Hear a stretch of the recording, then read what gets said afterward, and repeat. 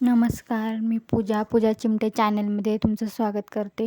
तर आज मी तुम्हाला दाखवणार आहे घरी साठवलेलं साय आणि त्या सायपासून लोणी काढणे आणि त्या लोण्यापासून तूप बनवणे. तर ही साय मी महिनाभराची साठवलेली आहे.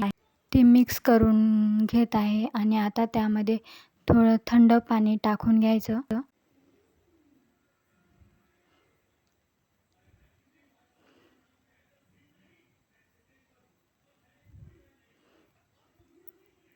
त्यानंतर ती साय मिक्सरच्या भांड्यामध्ये काढून त्यामध्ये आवश्यकतेनुसार पाणी टाकून घ्यायचं थोडं.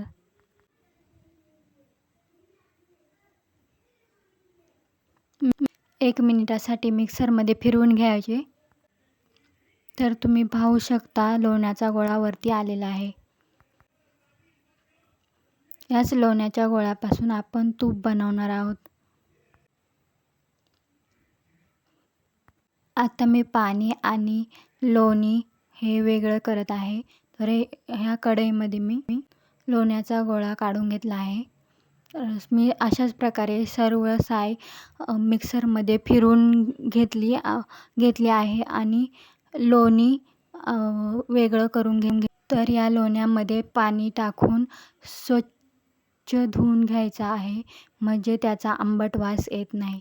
आणि हे लोणी चांगलं प्रेस करून घ्यायचं आहे, म्हणजे त्याच्यातलं सर्व पाणी निघून जाते.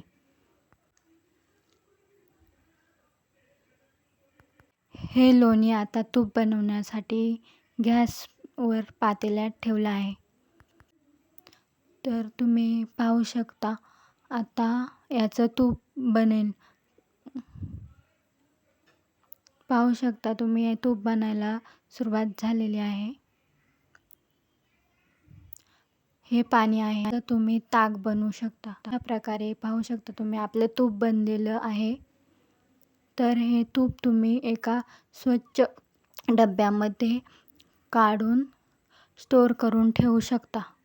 अशा प्रकारे घरच्या घरी शुद्ध तूप तयार करू शकतो.